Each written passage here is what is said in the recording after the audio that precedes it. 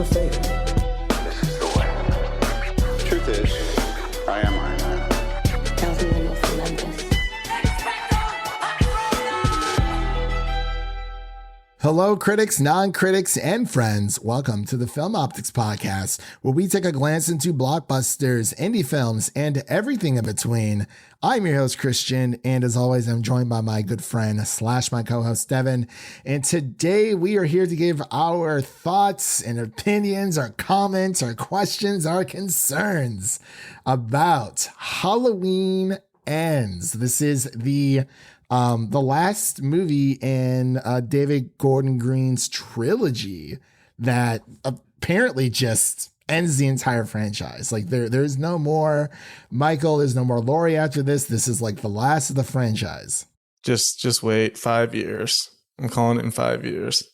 I think so. Yeah, 5 years, and then I think they're going to try to reboot it. But I have some thoughts about that for sure. But before we begin today's episode, you can listen to our podcast on podcast platforms around the internet. That includes Apple Podcasts, Spotify, Google Podcasts, and more. And if you are a new or seasoned listener to the show, we would love to hear from you guys. Follow us on Instagram and follow us on Twitter at FilmOptix. That is Optix with an X, or you can email us at filmoptix@gmail.com for any movie related questions. Devin, what's up? How you been? Since like 10 minutes ago. Not even. We're on that grind.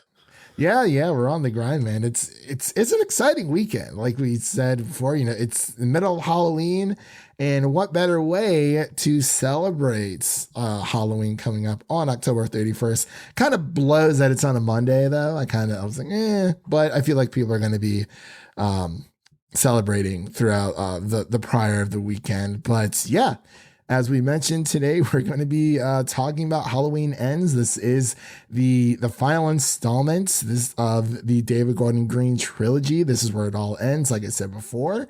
And it's going to be a wild ride. Right before we get into our episode, of course, here we're going to be getting into our initial reactions first, and then we're going to head over into some spoilers because it's kind of hard not to talk about this movie without those spoilers. And, it's always fun to talk about a good old slasher movie and all of its flaws and shortcomings, and also the things that it actually did right. And then we're going to get into our final thoughts and then close out with our ratings for the end of the episode. So where do they live? It's Woodsboro, Illinois? Wait, no. Haddonfield. I'm sorry. Scream is on my mind all the time. Where is Woodsboro located? I think it's in Texas. I believe so. I believe it isn't. It doesn't seem. None of it looks like Texas. It doesn't, but I looked it up the other day and apparently it's Texas. And I was like, what? That doesn't make any sense. But definitely confirmed with me, because I could be wrong, but I saw it on some website and I was like, I don't know why they'd be lying, but there's one in California as well. It could also just be made up, like Haddonfield is made up. Oh, yeah. It says Woodsboro is a small fictional town in the Scream series located in California. I don't know where I read it that said that it was California makes sense based on the Scream 2 when they had the movie. Yeah, Scream 2 and Scream 3, honestly. Yeah. So I apologize, ladies and gentlemen. I don't know where I saw that it was Woodsboro, Texas. Maybe there is a actual Woodsboro, Texas. But yeah, with all that said and out of the way, Devin, are you ready to get into this review? Are you ready for evil to die tonight? Finally. Thankfully, we did not get any chance in this one, so don't have to worry about the townies in this one. I'll let everyone know. The townies are here, but they do not have lines as it should be. Yeah, they got too big for their britches in Halloween Kills. So I was like, listen, guys, I need you. They kind of got humbled. I need you to dial it back and just go about your day. But ladies and gentlemen, we'll be right back after this introduction to Halloween Ends. It's a movie about a final reckoning between Laurie and Michael. Michael Myers, in that mask, represents pure evil. There is no rhyme or reason. What are you gonna do when Michael comes back, babe? Because he is coming. Everybody's worst nightmare come to life. You came here to kill me, so do it. This experience in the movies, that is the beauty of Halloween. In 1978, I had no idea what the worldwide love and affection for Laurie Strode and Michael Myers would be. That is the heart and soul of these Halloween movies. It will be difficult to say goodbye to Laurie Strode. It's her legacy, and it's now part of ours. 40 years with this character. Jamie Lee Curtis of Halloween. It feels very special to me. And we are back with our Halloween Ends review. This movie is now streaming on Peacock and playing in theaters. So if you don't feel like driving to your local movie theater, we get it. You know, you just want to stay at home, curl up on a couch with some family members, maybe your significant other, and watch some good old fashioned slasher horror goodness. So, yeah, you saw this in theaters, right, Devin? Yes, and I would highly recommend it because in the theater I was in, it elevated the experience by quite a bit. Like, it made it a lot more enjoyable, especially at the end. Lots of cheering.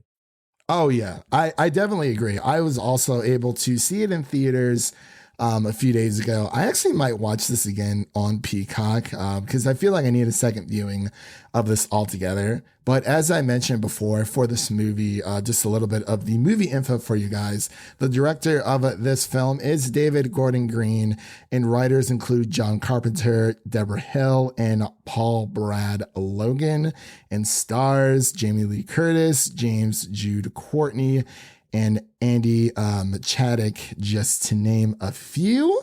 So, like I said before, we're going to get into our initial reactions first. Before getting into spoilers, we'll let you guys know once we hit that mark. So, Devin, what did you think of this movie? Because it's very divisive amongst fans. Yeah, this might be the most divisive movie of the year, to be honest. It's either one extreme end of the spectrum. Either people loved it or absolutely hated it. I've not really seen many neutral reviews. I haven't seen a lot of neutral reviews either. And for me right now, this movie, unfortunately for critics, they're not loving it, sitting at a 39% on Rotten Tomatoes. And as of right now, the audience score is about at a 56% altogether. But Devin, what are your initial reactions of this movie? I think it'd be a good idea to kind of give some background into the series as a whole before we dive in. So basically, from what I've seen, for Halloween Ends, based on kind of the premise and the story that they went with and some of the ideas that they had, and the opening credit scene, the color of the font and the font itself matches Halloween 3, Season of the Witch, which for those of you who do not know is a Halloween movie that had no Michael Myers in it. So it was definitely very divisive back then when it came out as well. When the series first started, Halloween, they were planning to make it an anthology series where there was kind of like a different holiday for each movie, and they would kind of go like from story to story, kind of tell different stories based on different holidays. But then the first one was so popular and people kind of just fell in love with Michael Myers, so they decided to just stick with him. But Halloween 3 is kind of one where they branched out and tried a different idea. It's kind of a crazy story, basically, which is kind of hypnotizing people through the TV. It's kind of wacky. There's not much love for that one. What? I've never heard of this. Have you seen it? Yeah, and Michael Myers does not make an appearance at all. So it's definitely probably the most divisive, probably not even the most divisive, but the most hated of the series by far. Because they took an idea, they were trying to make it an anthology type of horror series with different stories and plot lines, just trying things out. But people wanted Michael, so they went back to Michael right after this and continued that. So it seems like for this one, they kind of took a similar swing as far as just trying a different story. Instead of just having it be Michael on a rampage and meeting up with Laurie at the end for a battle, they tried something new, which I can definitely respect. It was a bold choice because people, no matter what, people are going to hate it because Michael Myers, spoiler alert, has like 15 minutes of screen time in this one. So that's automatically people are going to point to that and hate it because people want to see Michael. It makes sense. People want to see Michael and Laurie. One of my complaints with the second one, the last one, was that Laurie was sidelined for most of it. And now this one, Michael is sidelined for most of it. So I can definitely see that being an issue. But for me, I think they did a good job of balancing this kind of crazy idea that they came up with and giving the fans an ending that is very satisfying. Because the ending was just nonstop cheering in my theater because people were just eating it up because it was the ultimate Michael versus Laurie showdown that everyone always wants in a Halloween movie. So they did a good job. I think they did a good job of delivering on that, which is definitely important because when you're watching this and you're in the middle section of the movie, I was starting to get worried. Like they are really taking this idea and running with it. And I was like, people are not going to like this. But then when they get to the ending, it was kind of a sigh of relief. Like, okay, they still gave us what we want. So it's definitely a mixed bag, but I can respect what they were going for. And I know some people have been enjoying the character of Corey and kind of the themes that have been tossed around with that as far as evil and it being passed along to other people and being spread like a virus. It's kind of an interesting little idea, but we'll see how this one ages. I'm not sure. Honestly, Devin, I think we can end the review right there because you killed it. Yeah, it's one of the classic series that I've always loved. I've always loved the original and just going back and learning about the history of it. Yeah, it has been a good while since I've seen the original Halloween myself because I've seen a few.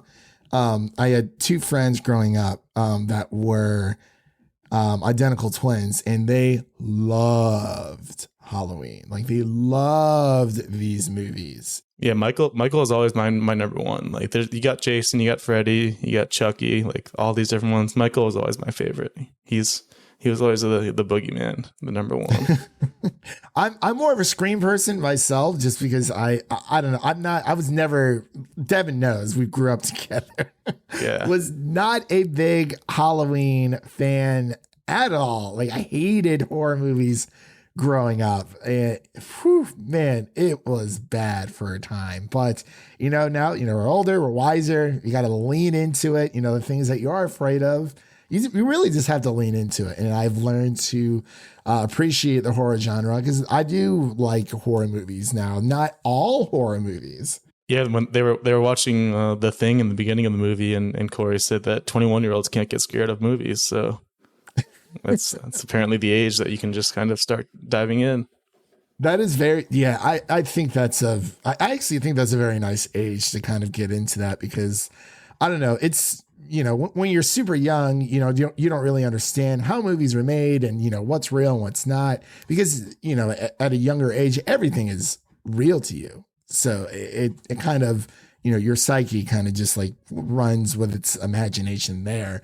But I did not know that about the original Halloween, where it was supposed to be like an anthology series based on like different holidays. Kind of reminds me of Batman: The Long Halloween because there is, the killer who kills on all these major holidays throughout. Starts on Halloween, ends on Halloween the following year. But I wanted to mention, I didn't know. I guess this is a genre. I guess it would be. So on Rotten Tomatoes, Halloween Ends is considered holiday/horror. Well, I'm not sure if you got the trailer before the movie for that David Harbour stand-up movie, but I did not. We didn't know because I went to a screening for it. So they don't play. They don't play previews. They do like one, like I went to Regal to watch it, and because that's just where our screening was. And they had one commercial and it was just like for the Movie Pass, much like Nicole Kidman for AMC. She's doing that for like another few years. I'm like, people for some reason love that commercial. To me, it's ridiculous. It's kind of played out, but it is what it is at this point. But as far as my initial reactions for Halloween Ends, I agree with Devin on a lot of things. First off, like you said, in Halloween Kills, which we both did not like because Laurie was kind of sidelined. But going back and rewatching 2018, because I watched 2018 and then Halloween Kills before seeing Halloween Ends, because I had never seen Halloween 2018 before, because I remember you telling me last year to watch it and I just never got around to it, but I did this time, and it was a great movie. And it's, you know, Halloween 2018 and then Halloween Kills, it's all in the same night. I'm like, okay, that's kind of clever. I kind of like that. But because I was confused when the fire came through in Halloween Kills, I'm like, wait, what? But like you said, for Halloween Kills, you know, Laurie is just in a hospital the entire time because of the events of Halloween 2018. I'm like, okay, now that I know the context of 2018, that movie makes a little bit more sense, but it was still kind of lame. I was trying to find there's like I guess you can call it like a director's cut or extended edition of Halloween Kills. I wasn't able to find it for like any renting service because I had to rent Halloween 2018, but Halloween Kills is on HBO Max. You can stream that over there. But I digress. When it comes to Halloween Ends, you know, this takes place, what is it, 4 years after the events of Halloween Kills? Yeah, 2022. Yeah, technically 2022. I do agree when it comes to these new characters, and it seems that they kind of flip the script on this, where there isn't as much Michael in this movie until about maybe the last 15, 20 minutes, which of course is when the big showdown happens. We'll talk more about that with spoilers, but I didn't like, is this like my favorite horror movie of the entire year? No, but I enjoyed Corey as a character. I enjoyed the direction of where it was going because, you know, we see with the opening scene. That opening scene was amazing, just the way it was shot, and then what unfolds with the kid is just, that was just a wow. I almost jumped out of my seat. I'm serious, dude. Like I was not expecting that whatsoever. Again, we'll get more into that when it comes to spoilers. We'll get more into that. But for my overall thoughts, I mean, I feel like there were times where it was a little bit anticlimactic because it did take us seconds or two for the the story to kind of just find its footing. And I actually tweeted on our main page over on Twitter page at Optix. Originally coming out of it, I quite enjoyed it. I mean, there's issues with it that, of course, we'll get into again when we talk about spoilers. But I originally said, and these are my words, that Halloween End does bring this new trilogy to a proper conclusion, and that it takes some time for the plot to kind of pick up some steam. But once it does, you know, the real showdown does begin. And I enjoyed Jamie Lee Curtis's final performance as Laurie Strode. And I actually believe this has some of the best kills in the entire franchise. One specific kill is an all-time kill, like in the DJ booth. It's just that's an all-timer. That is when I was like, this is perfect. I mean, I go to watch these slasher movies for like some good kills. Like it may be a bit weird for people to cheer for Michael because I've always thought that was a little bit weird, but overall I enjoyed it for what it was. I did not have any expectations going into this movie at all. And I think that helped me enjoy the movie more. If you're able to see this movie in a theater, I do recommend it. We both do. Because it's, there's nothing like a theater experience, especially when it comes to like slashers. It made the experience so much better. Clapping and cheering at the end. Yeah, people were, just the reactions, like you say, the cheering, the camaraderie of watching this Halloween movie together. I did see someone bring in a child, not a child. I saw someone bring in an infant. Like this child was like maybe 1, maybe 2 years old at most. But I gotta say, did not hear a peep from that kid. I was very, very impressed by the parentage of that child. But like you said, Devin, the ending of this trilogy for Halloween Ends, it does take a big swing. It really feels like this is like one of the Halloween movies that actually has like character driven like storytelling. And going back to Corey, everything that happens with him, you kind of start to see how these rumors starts when it comes to, there's a foil, but like, you know, I would say that Corey Cunningham is like a foil of Michael Myers in a way because of the unfortunate events that happened to him. And, you know, he's like, hey, everyone treats me like a monster. So that is what I am. And I'm just, it's, you know, it's what he's been told his entire life. And, you know, we see that in his home life isn't all the best. And he just leans into it because it's, you know, it's that thing where the longer you hear someone call you, say that you're like a specific thing or say, oh, you know, like you'll never go to college or something like this, something random, you know, you're never going to get that job, blah, blah, blah, blah. You know, that stuff starts to stick with you. And I feel like we kind of saw that journey with Corey Cunningham altogether because it was very, very interesting. I don't think there are a few things that I was kind of iffy with altogether, but yeah, for some reason there's a big divide with this movie, and I think it is just one of those weird movies where I'm like, I just want to see some good old wholesome Halloween fun. Yeah, it's like I can understand to a degree because you take Michael out for the most part. You kind of weaken him and you make him kind of a side character throughout this movie. So I can see that anger for like the fans that just want to see Michael kill people, which is what the last movie was. So I mean, if you were a fan of that one, then at least you got the last movie where he just goes on a killing spree. And I've also seen people complain about how it's unrealistic that he keeps dying, coming back to life. Like if you can't suspend disbelief for this, like you're setting yourself up for failure. Like you can't expect realism from a spiritual, like paranormal murderer. Like, because there are some themes tossed in here that could point to him being like a supernatural being based on possibly passing on his evil to Corey when he kind of looked into his eyes and saw his life. They didn't really dive fully into the supernatural, but they definitely teased it. They really teased in Halloween Ends because, you know, Laurie says, you know, the more he kills, the stronger he becomes. There really isn't a lot of backstory when it comes to that. You know, we just know Michael to be this serial killer who just snapped one day, and for some reason the dude just keeps coming back, and I don't know why. But even Stephen King tweeted that he enjoyed it.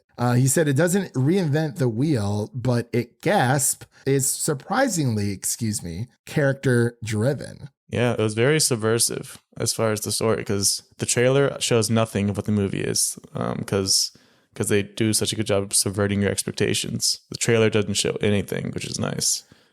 Yeah. I don't even think I watched the trailer once. Maybe once, I think. I wanted to go into this blind, like I wanted to go into it's just something I'm trying out, especially for like House of Dragon episode 9, which we covered, so you can definitely check that out. But even for that, usually, you know, there's like the previews towards the end of episode 8 going to episode 9. I didn't even want to watch that because I just wanted, like, you know, I love like first time experiences, and I think first time experience for Halloween Ends, I think I would watch it again. I really would. I mean, I don't know if I would go back to it like maybe every Halloween. I would probably do Halloween 28, well, the original Halloween, then Halloween 2018, and then skip over Kills. But then again, I'm very curious about what that extended edition brings. That's the thing. I mean, depending on what you watch, you could just end with Halloween 2018, and that could just be the ending. Michael just dies in the fire if you want it to be. Yeah, that is very true. But apparently, and I didn't know there was this many Halloween movies. I knew there was at least like maybe 5 or 6. This is probably the 10th. There's actually 12. Probably 12. Yeah, I was gonna say 12 because there's the 2 Rob Zombie ones as well. So what did the Rob Zombie ones cover? Because like I haven't seen every single Halloween. Have you seen the first those? Rob Zombie one covers Michael as a child, like his teenage years. But before he snaps. It's kind of interesting. The second one is a mess. It's just all over the place, but I feel it. Yeah. So let's actually move over into spoilers because I feel like we're kind of getting into that space here. So ladies and gentlemen, That is your first spoiler warning for Halloween Ends again. That is your second spoiler warning for Halloween Ends. So if you haven't seen it, go watch it in the theater if you can. If you don't feel comfortable going to the theater, I totally get it. It is available for you to watch on Peacock as well. So, man, I'm not even sure where to begin. I guess we can kind of talk about the final showdown that Michael actually, he dies. He gets, not cremated, but he gets meat grinded, I guess. Yeah, grinded. Grinded all together. Yeah. So what did you think of the overall, the finality of, this franchise coming to an end? Because like you said earlier, you are more of a Halloween fan in more ways than one, but especially for this franchise over myself. Because like I said, I've seen, a few Halloween movies, but I'm just not a big Michael Myers fan. But like, what did you think of the ending? Was it satisfying for you? Yeah, I texted you after. I remember just saying I kind of just love the ending because, like I said before, it kind of balances out them taking a swing on an original idea, but also giving the final fight that everyone's been wanting, and it really is the final fight. And I'm glad that they showed so much of it, and there's just a lot that happens. He gets crucified to the table, which is great. Then he springs back up through a knife through his hand and gives her and pushes her into the fridge. I like that they kept a few of his fingies that were knocked off in the 2018 movie from the shotgun blast. So they kept that continuity. And then Laurie just goes in on him, just slits his throat, which of course doesn't kill him because he is a supernatural being of some sort. And then slits his wrist. That was painful to watch. That was like, oh boy, there's a lot of good gore in this one, but that was probably the top for me. And then I love how at the end, Allison comes in and saves her, breaks his arm, and somebody said, I think it was Frank that said, Michael is dead. And Laurie just goes, not dead enough. And then there's like a lot of cheering because everyone knows that they're taking him out to really finish him off. And then they take him to the grinder. We see a lot of the townies. We see the kid that was being babysat in the 2018 movie. Great to see him again. We see the elderly lady from the second one that got the light bulb through her neck, and she survived that apparently. So it was good to see her again. Yeah, she's barely hanging on after that one. I don't know, but it was cool to see her. And the townies just kind of rally around the car. He's just put up there like a Christmas tree, just ready to go. And they really end it. His body gets just like completely destroyed, and it's all bloody and everything. It was great. Yeah, I do agree. I think it was like that final like 15, 20 minutes was fantastic. Like you said, that is what people come or wanted to see from this trilogy. Well, I've seen a lot of discourse, between like Allison and like her decisions dating Corey. And there's this weird, I guess, mentorship between Corey and Michael. Michael takes him on a ride along, basically. Just shows him the ropes of how to murder people. What did you think of the whole, why Michael didn't kill Corey? Because I guess Corey was saying, oh, you should have submitted to him the way that I did. And I was like, is there a way to befriend Michael? Like, yeah, I've seen people like complaining that Michael was showing empathy to Corey, but I don't know. I just kind of see it more as the theme of evil being like spread or brought out within people based on certain events in their life. And Michael must have just sensed that in some way and figured he could spread his evil more than he already does. It was also really cool in the beginning where they showed that the year after Michael had his spree, that even Haddonfield was still in like disarray because people were like dying in other ways because they were just all afraid and freaking out. Like there were some gunshot victims. There was a hanging victim in the beginning. Like it's the idea of him spreading that evil and that fear, without even being there. Like he doesn't have to be there to do it. And they kind of showed that in the beginning. Yeah, and that is something I really enjoyed because, like you said, evil does spread, and unfortunately, finds its way to Corey. And him being this kid with such a bright future, he wanted to go to college. He was saving up money. He wanted to go to, I believe it's some type of engineering school. And then, that night where he's babysitting Jeremy, that whole thing happens. Was not expecting Jeremy to just plop down. That was insane. But it was a perfect buildup because, it leads you to believe that Michael's somewhere in the house. We're expecting to see him, but no, he's like chilling in like some, like underneath a bridge or whatever. But it kind of makes sense because, I saw people saying that, oh, why is Michael such like a wimp in this one? He's not really fighting back. And it's like, well, according to Laurie, like we said she said from Halloween Kills, the more he kills, the stronger he's become. It's been about 4 years since the events of Halloween Kills. We don't know where Michael's been.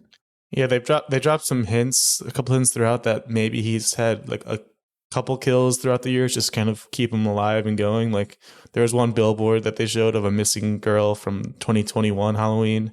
Maybe that's a victim that he kind of went out and scavenged for himself to keep him going a little longer.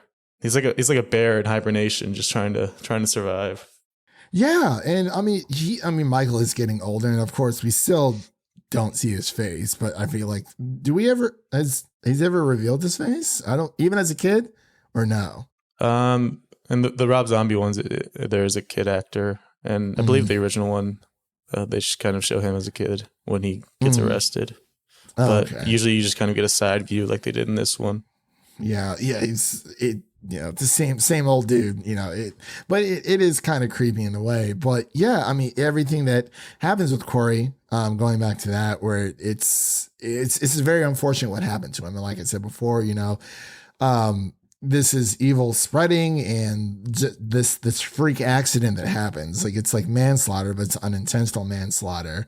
And I couldn't believe, like, that was a perfect like opening, like a cold open. It was shot so well too.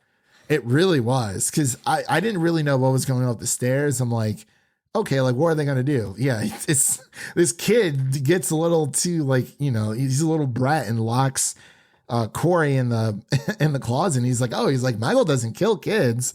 And I guess Corey's either claustrophobic or it was just paranoia, that fear spreading within Corey's his mind, his heart, and man, just kicks that door open.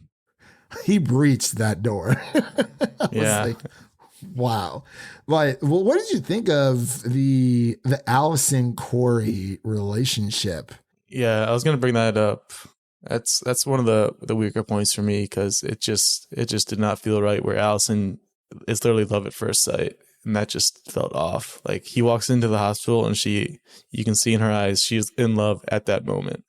Like it just felt, unless they were trying to make the connection to where it's just like inside them, this evil, because I think she's messed up. Like there's something wrong with her to fall in love with this guy so easily and kind of go along with it when he's on the verge of breaking like and burning the town down. Like she was going along with it, like kind of got brushed to the side. But I think she might be like Michaela Myers down the road at some point. Like she's got some issues to deal with. Because also there's that moment at the end of 2018 where she picks up the knife, and I think that might be a tie back that they were going for here, where she might have some of that evil in her as well. That is a very good analogy. I never really thought about it that way. I guess it was more of just from what they explained, where Allison was, she was very forward with Corey. I was like, oh my gosh, like that's, like cool. I guess there's also like multiple times throughout the movie where everyone is calling Corey ugly, and I'm just like, he's just a normal looking guy. He's not really ugly. Is. Yeah, he's not American. It's a Jennifer Walters effect, where in that world she is. Tatiana Maslany's just an ugly human being apparently in that world, where it's just not the case. Yeah. Or, luckily we didn't see the American version of Harry Styles again. Oh yeah. Don't worry, darling. But yeah, it was a bit odd. I mean, personally, I never really thought Allison was all that interesting of a character. I feel like she was just there because, you know, time passes on, you know, obviously, you know, Laurie's daughter would eventually have a family of her own. I mean, I liked her in the first Halloween for 2018, but for Halloween Kills, I mean, she makes, I don't think she makes like the best decisions there either, but I really wish that she was more fleshed out as a character, because it feels like Corey got more of a character arc than Allison did between these 3 movies, which is unfortunate because, you know, she is a Strode and people kind of want to see, you know, Halloween Kills was supposed to be, you know, that generational trauma. And I just didn't really feel it with that, because it just all just felt like, you know, with Laurie, because Laurie's one that originally went through all of this.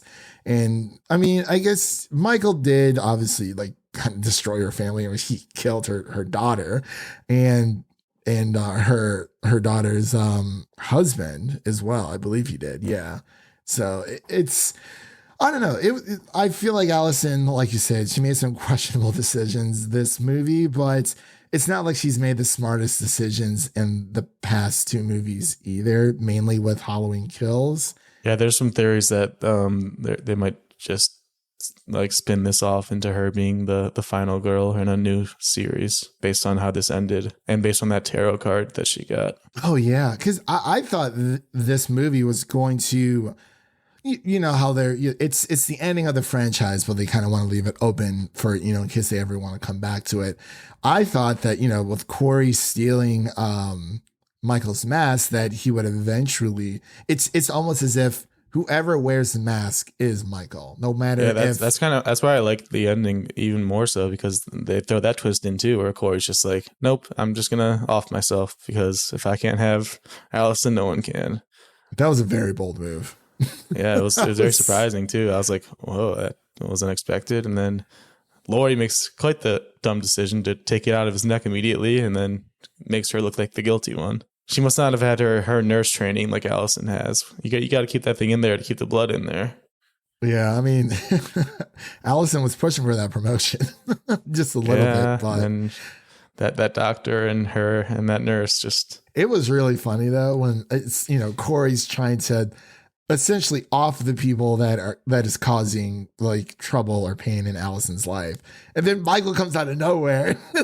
He was like, "How did you?" Yeah, I'll show you how it's done.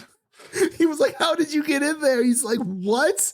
But obviously Corey has a lot to learn, and Michael's like, "Oh, I'll show you how it's done." I'm like, it was so giddy and just, it was so funny to me. But then Corey had a few kills that were very impressive. Like we mentioned before, the DJ booth. That was amazing. Just the special effects on that one. And then the tongue being on the record and it keeps getting skipped over on the actual radio and people are actually hearing that. That's amazing. Yeah. That, and I want to talk about these band geeks. Yeah, it's kind of hilarious that the band kids are the bullies in this generation now. Like we've come full circle. Kids are mean, dude. Like, yeah, they would not leave Corey alone. Like, this kid just wanted to live out the rest of his days. He's already been through his own trauma. He's also a lot older than them. Yeah, funny. I was like, because Corey doesn't want to buy you beer. Sorry. Like, whatever. But it was, you know, they try to make the connection between Allison and Corey. And I think that does work because, you know, in their own way, they have experienced trauma. And, you know, it was supposed to be an understanding between both the characters. It came off as like, I thought they were going to go on like a Bonnie and Clyde adventure. I was kind of like into it. I'm like, yeah, let's just, you know, forget about Michael. I want to see what's going on with this relationship. But it felt like Michael kind of just appeared out of nowhere towards the end where Corey does, you know, essentially takes his own life for Allison. And you start to see a lot of the same, or at least similar beginnings where, you know, Corey is, you know, his home life is terrible. His mom like kissed him on the lips. I don't know what that was. Yeah, there's something going on there. That's pretty sketchy. I need some like context. I need some more information. But I thought the bigger guy. I will say also, I was going to say, rest in peace, Ronald. Like he was a real one. He didn't deserve to go out like that. He gave Corey motorcycle and everything. And then he was like, I hope you find love. And I was like, oh, that's so that's so cute. But he says that right after his mom gives him a kiss on the lips. Yeah. I was like, what? That had my theater dying laughing. But it felt like, I will say, when Michael finally does encounter Laurie, that was where it kind of like messed up for me a little bit. I was like, oh, like I thought there was going to be more of a different setup. Because at this point, you know, Corey has Michael's mask, but I guess he kind of just makes his way into Laurie's house. But I will say, I think the best scene is when Laurie baits Corey when the fake suicide. That was really well done. That was so well done.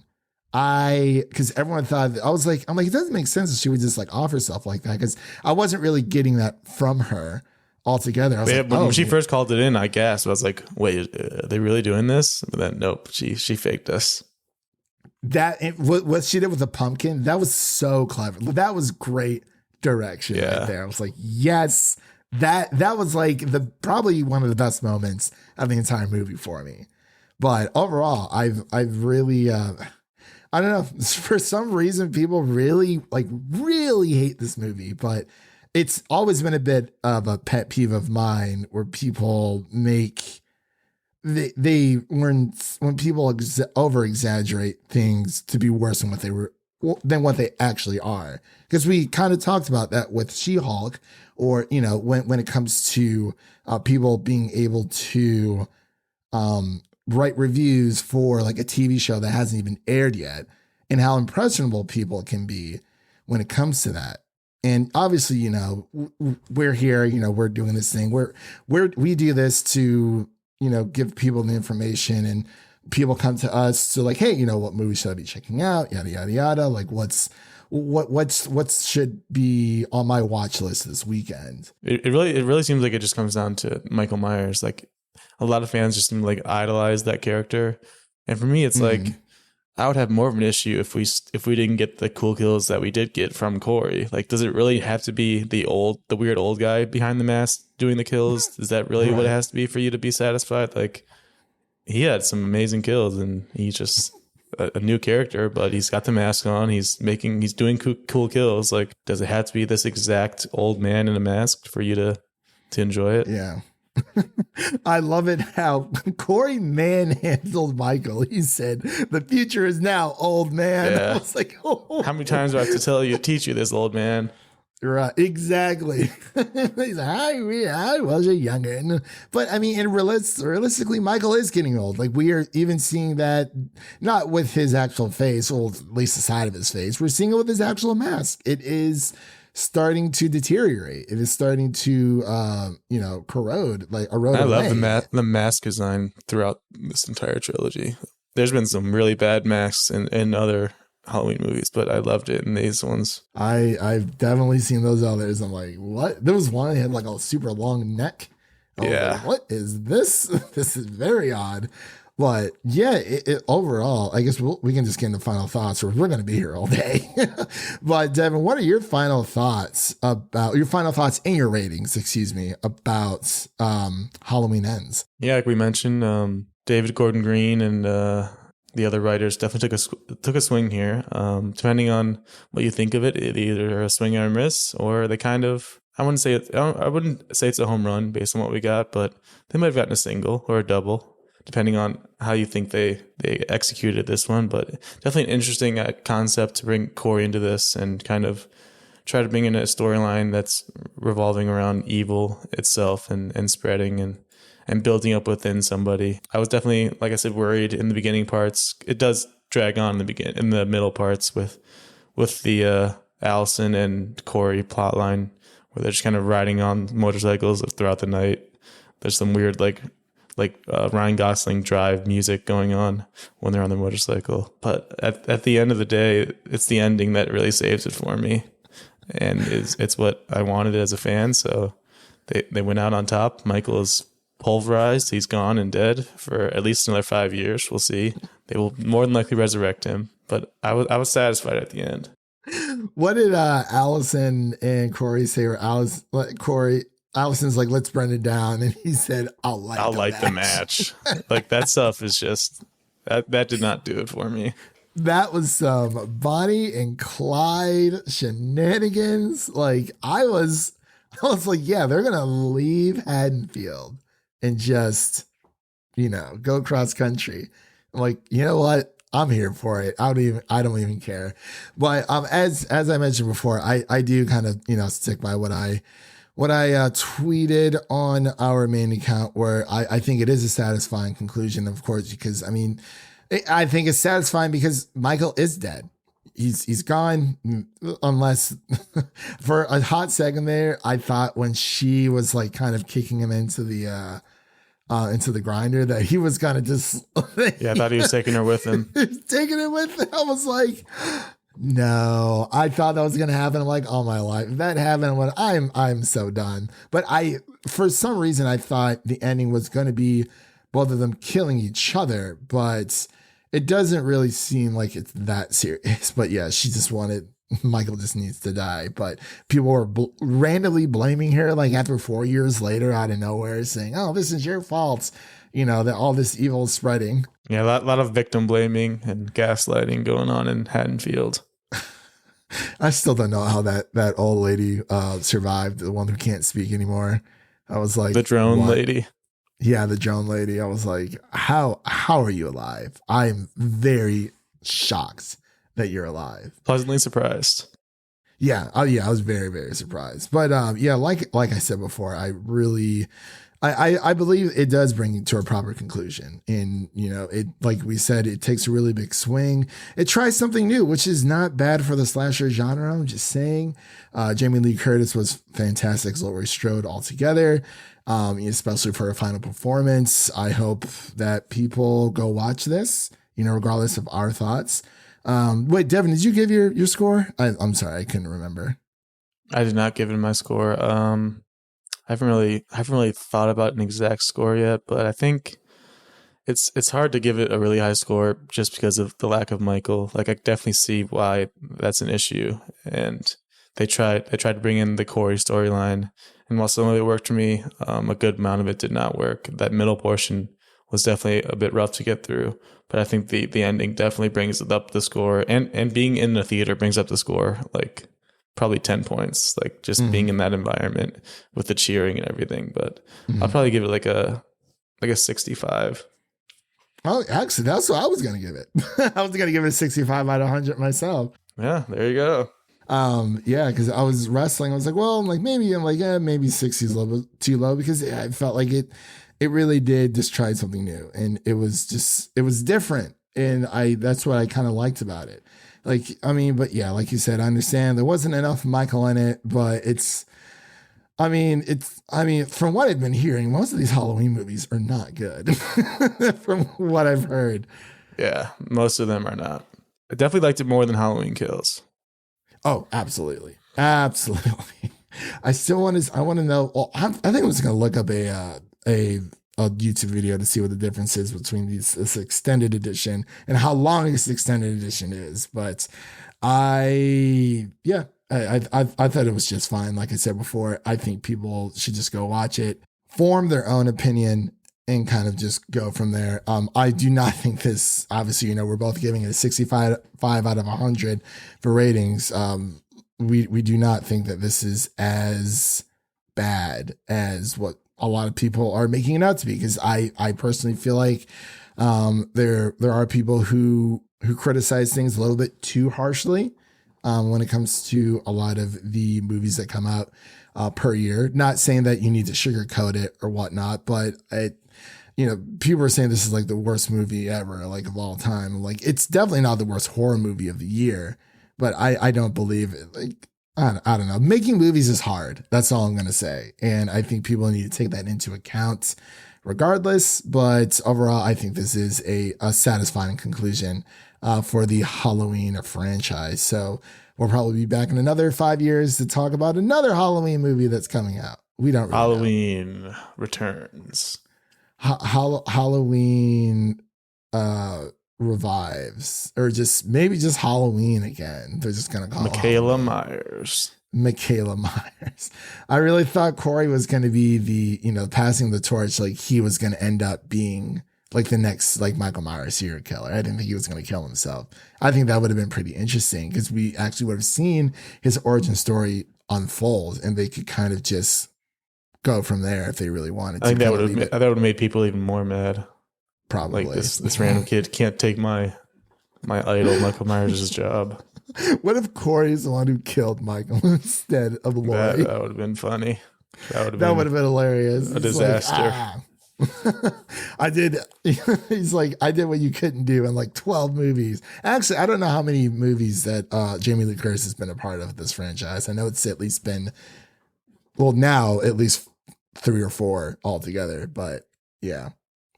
So that concludes our review of Halloween Ends. And if you liked what you've heard on today's episode, please subscribe to our podcast on your favorite podcast platform of choice, and make sure to share an episode of our podcast with a friend, whether it be your mother, your brother, your lover, whoever it may be. Make sure to share an episode of the Film Optix podcast with a movie lover in need. And really quick, what is coming up? We have our House of the Dragon review, our finale review, episode 10. That is going to be full spoilers. Like I said in our episode 9 review of House of the Dragon, we will not be receiving pre-coverage screenings for episode 10 for the finale. Warner Brothers wants to keep that hush hush, understandably so. But we're definitely going to be covering Black Adam, which I believe comes out the following week. I believe that comes out the week of October 21st, if I'm not mistaken.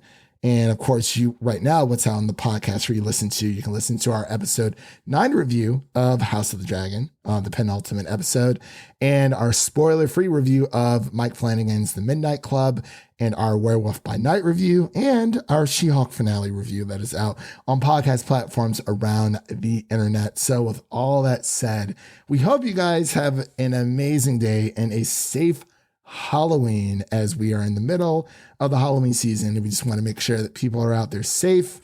People can get a little crazy around Halloween for sure. So we hope you guys stay safe during this Halloween season, and we'll see you guys next time.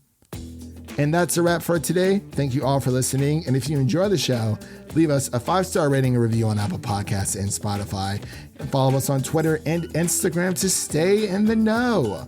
That was Devin. My name is Christian, and we'll see you guys next Halloween. Peace.